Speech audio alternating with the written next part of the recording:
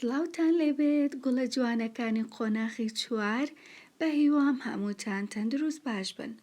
گوڵەکانم ماوەیەکی زۆر یەکتریمان نەبینێوە و من زۆر بیری هەمووتان ئەکەم. بەداخەوە گوڵەکانم کە نەمانتوانی لە خوێندنگا درێژە بە پرۆسەی خوێندنی ئەم ساڵمان بدەین. بۆیە بە پێویستمانزانی لەم ڕێگەیەوە وانەکان بۆ ئێوەی گوڵ ڕوون بکەینەوە و یەکەم وانەش باس لە کۆماری کوردستان ئەکەین. لەگەڵم بن با بزانین کۆماری کوردستان چییە و لەکەی و لەکوێ دامەزراوە و کێ پێشەوایەتی کردووە.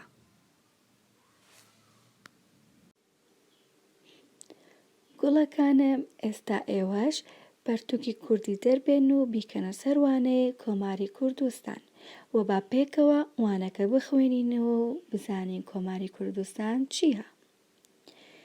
مەهاباد یەکێکە لە شارە دڵگیر و خۆشەویستەکانی کوردستان. ئەو شارە کەوتۆتە ناوچەی موکریان لە ڕۆژهەڵاتی کوردستان. مەهاباد شوێنێکی تایبەتی لە دڵ و دەرونی ئێمەی کورد هەیە، چونکە سەردەمێک پایتەختی یەکەمین کۆماری کوردستان بووە. ئەو کۆمارەی لە 22 کانونی دووەمی ساڵی 1946 زاینی دامەزراوە. لە کۆبوونەوەیەکی جەماوەری زیاتر لە 20,000 کەس لە گۆڕەپانی چوارچرا لە شاری مەهاباد ڕاگەیەندرا و پێشەوە قازی محەممەد بە سەرۆکی ئەو کۆمارە هەڵبژێردرا. گوڵەکانم پێشەوەی درێژە بە خوێندنەوەکە بدەین با پێکەوە سەیری ڤیدیۆ بکەین کە کورتێکە لە ژیاننامەی قازی محەممەد تاکو بزانین قازی محەممەد کێیە. قازی محەممەد کوڕی میرزا عەلی قازیە لە ساڵی 1893 لە شاری مەهاباد لە بنەماڵەیەکی ناودار لەدایک بووە.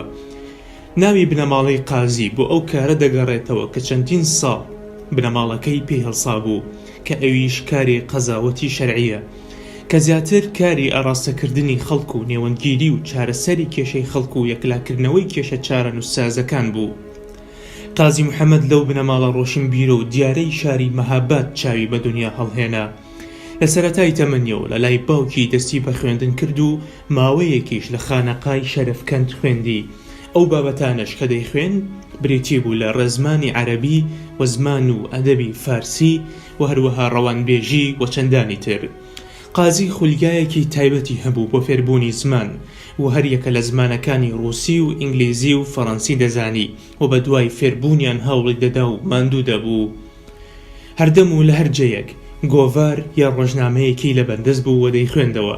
کەسانی نزیکی قازی لە وەسفیدا دەڵێن کەسێکی شارستانی بەدین ئازادی خواز بوو، هەروەها کەسێکی بەسۆز و ڕووخۆش بوو. گوڵەکانم هەروەک لە ڤیدیۆکەوە بۆمان دەرەکەوێت کە قازی محەممەد کوڕی میرزا عەلی قازیە و لە ساڵی 1893 لە مەهاباد لەدایک بووە و دادوەر بووە و پاشان بووەتە سەرۆکۆماری کوردستان. با بەردەوامبین لە خوێندنەوەکە. پێشەوە قازی محەممەد لە شوێنێکی بەرز کە بە تایبەتی بۆ ئەو بۆنەیە دروستکرا بوو لە بەردەم جەماوەڕواستا و گوتی و ئەمڕۆ گەلی کورد توانی کۆمارێکی خۆی پێک بهێنێت تاوە گەلێکی سەربەخۆ لە خاکی خۆی بە ئازادی بژی. دوای ئەوەی قازی محەممەد بە سەرۆکۆمار هاتە هەڵبژاردن، ئەویش کەوتە ڕاوێژکردن بۆ پێکهێنانی ئەنجومەنی وەزیران کە لە 13 وەزیر پێکهاتەبوو. دوای پێکهێنانی دام و دەستگاکانی قازی محەممەدی سەرۆکۆمار لە بەردەم ئەنجومەن سوێندی یاسای خوارد و گوتی سوێن دەخۆم بە خوا و قورئانی پیرۆز، بە نیشتیمانی شەرافەتی قەومی کورد بە ئاڵای پڕ ئیفتیخاری کورد، تا دواهەناسەی ژیانم و تا دواتنۆکی خوێنم بە گیان و بەماڵ لە ڕێگەی مانەوەی کورد و بەرزکردنەوەی ئەم ئاڵایە کە مایەی شانازی هەموو کوردێکە کۆشش بکەم و دوانەکەوم. کۆماری کوردستان گرنگێکی زۆری بە بواری پەروەردە و فێرکردن و ڕۆشنبیریدا. لە ماوەی نزیک لە ساڵێک چەندین ڕۆژنامە و گۆڤاری کوردی دەرچوو. شایانی باسە هەر لە سەردەمی ئەم کۆمارە یەکەمین گۆڤاری منداڵان بە ناوی گڕووگاڵی منداڵانی کورد دەرچوو و 3 ژمارەی لێ بڵاو کرایەوە. بەداخەوە دوژمنانی کورد توانیان ئەو کۆمارە ساوایە لەناو ببەن کە بەڕاستی بوو بۆ مای شانازی و جێگەی هیوا و ئاواتی هەموو کوردێکی دڵسۆز. پێشەوە قازی محەممەدی سەرۆک کۆمار و چەندین هاوڕێ و هاوسەنگەری لە سێدارە بزەن. قازی محەممەد وەک قارەمانێکی بێوێنە لە بەردەم پەتی سێدارە ڕووبەڕووی جەلادەکان وەستا و نەیهێشت چاوی ببەستنەوە، بەڵکو بەو پەڕی دڵگەرمی و شۆڕش گێڕیەوە گوتی: من شەرمەندە نیم لە ئاسنەتەوە و نیشتیمانی خۆشەویستم چاوم ببەستن. من دەمەوێت لە ئاخرین دەقیقەی ژیانم بە سەربەرزیەوە لە نیشتیمانی جوان و خۆشەویستم بڕوانم. من کوڕی ڕاستی نەتەوەکەم بووم، بژی نەتەوەی کورد، بژی ڕزگاری کوردستان. گوڵەکانم، کەواتە کۆماری کوردستان کە پێشی دەوترێت کۆماری مەهاباد لە دوای ڕێبەندانی 2646 کوردی کە ئەمە ساڵی کوردیە بەرامبەر بە 22 کانونی دووەمی ساڵی 1946 زاینی لە ڕۆژهەڵاتی کوردستان کە مەبەستمان کوردستانی ئێرانە لە شاری مەهاباد کە دەکەوێتە باکووری خۆراوای ئێران ئەم کۆمارە دامەزراوە کە پێشەوە قازی محەممەد کە وتمان کوڕی میرزا عەلی قازیە و لە ساڵی 1893 لە شاری مەهاباد واتە ئەو شاری کە کۆماری کوردستانی تادا دامەزراوە لەدایک بووە و وەک سەرۆکۆماری کوردستان دانرا و سوێندی یاسایی خواردووە. کۆماری کوردستان دەوڵەتێکی کوردی کەم تەمەن بووە، واتە تەمەنی زۆر نەبوو، ماوەیەکی کەم کە تەقریبەن 11 مانگ بوو. شاری مەهاباد بووە پایتەختەکەی، واتە هەمان ئەو شاری کە کۆمارەکە تێدا دامەزرا بووە پایتەختی کۆمارەکە. ئەم کۆمارە هەروەک گوتمان ماوەکەی کەم بوو، بەڵام چەندین سەروەری گەورەی تۆمار کردووە، لەوانەش خوێندن کرایە کوردی و خوێندنگەی کوردی لە شارەکانی مەهاباد و بۆکان دامەزران و توانرا وانەی فێربوونی زمان و ئەدەبی کوردی بە منداڵان و خوێندکاران بوترێتەوە و هەروەها کۆمەڵی خوێندکاری ناردە دەرەوەی شارەکە بە مەبەستی خوێندن بۆ ئەوی دواتر خزمەتی ئەم کۆمارە بکەن.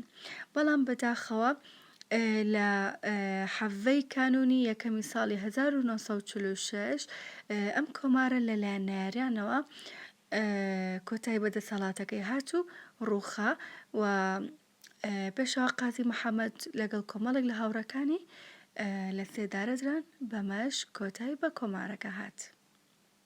گوڵەکانم، ئێوە چەند جارێکی تر ئەم وانەیە بخوێننەوە و هەروەک ئەزانن کاتێکە وانەیەک ڕوونەکەینەوە و ئەیخوێنینەوە پاشان وانەکە لە دەفتەری ڕێنووس دەنووسینەوە و بەم وانەیەش بۆ ئەم وانەیەش بە هەمان شێوەیە، بەڵام ئەم وانەیە هەمووی نانووسینەوە چونکە زۆرە، هەتا وەکو لە خاکی خۆی بە ئازادی بژی، هەتا وەکو ئەوێ لە دەفتەری ڕێنووس دەینووسنەوە و پاشان ڕەسمێگرن و ئەینێرنەوە بۆ پێیجی مارگرێت بۆی کە من بیبینم. و ئێستاش بچنە دوو پەڕە دواتر، هەروەک دەبینین ڕاهێنانمان هەیە، کۆمەڵێک ڕاهێنانە کە لەسەر ئەموانەیە و من ئێستا هەر یەکیاندان بۆ ڕوونەکەمەوە و یەکێک لە پرسیارەکان وەڵام ئێمەوە. ڕاهێنانی یەکەم سێ پرسیاری کردووە لەسەر ئەو وانەی کە خوێندمان. یەکەم پرسیار دەڵێت لەبەر چی شاری مەهاباد شوێنێکی تایبەتی لە دڵ و دەروونماندا هەیە؟ لەبەر ئەوەی شاری مەهاباد سەردەمێک پایتەختی یەکەمین کۆماری کوردستان بووە، هەر لەبەر ئەوەشە شوێنێکی تایبەتی لە دڵ و دەروونماندا هەیە. ئەمە وەڵامی پرسیاری یەکەمە. دوو پرسیارەکەی تر وەڵام نایەمەوە، ئەبێتە ئەرکی ماڵەوە بۆ ئێوە کە لەسەر دەفتەری ڕێنووس وەڵامەکانی دەنووسنەوە. بچنە پەڕەی دواتر، لێرەش دوو ڕاهێنانی ترمان هەیە. ڕاهێنانی دووهەم دەڵێت ڕاستی و هەڵەی ئەم ڕستانە پیشان بدە بە نووسینی ژمارەی ڕستەکە لە خانەکانی ڕاست و هەڵە. خشتێکی پێداوین لەگەڵ 4 ڕستە هەر ڕستەیەک ئەگەر هەڵە بێت ژمارە ڕستەکە لە خانەی هەڵەکە ئەنووسین و ئەگەر ڕستەیەکیشیان ڕست بێت ژمارەکەی لە ئەکە ئەنووسین. بۆ نمونە من یەکەم دانەیان وەڵام ئێمە یەکەم دانە دەڵێت كۆماری كوردستان لە ساڵی 1947 زاینی دامەزرا. ئەمە هەڵەیە كۆماری كوردستان لە ساڵی 1946 دامەزرا لەبەرەوەی کە هەڵەیە ژمارەیەک کە ڕستەی یەکەمە ژمارەیەک لە خانەی هەڵەکە دەنووسم بەم شێوەیە. زۆر باشە. ڕاهێنانی سێمیش دەڵێت ئەم وشانە بەهێڵ بەیەک بگەێنە. کۆمەڵێک وشەی پێیاوین کە ئێمەش لە ڕووی واتای وشەکانەوە وشەکان بە یەکتری ئەگەێنین. بۆ نمونە یەکەم دانیان نووسراوە شاخی لەو بەریەوە 5 هەڵبژاردنمان هەیە: تاریک، سپی، زیرەک، بەرز، سارد. لە ڕووی واتایەوە تێئەگەین کە شاخی بەرز گونجاوترینیانە بۆیە بەهێڵێک وەکوی کە من کردومە شاخ بەهێڵێک دەگەێنین بە وشەی بەرز کاتە بێ بەچی شاخی بەرز. ئێوەش وشەکانی تر بە هەمان شێوە بەهێڵ بە یەکتری ئەگەێنن و بە هەمان شێوەی ڕێنووسەکە ڕسمی ئەگرن و ئەدەینێرنەوە بۆ پێیجی مارگرێت تاوەکو من بیبینم. ئەوە وانەی ئەمڕۆمان بوو. تاوەکووانێکی تر خواتان لەگەڵ.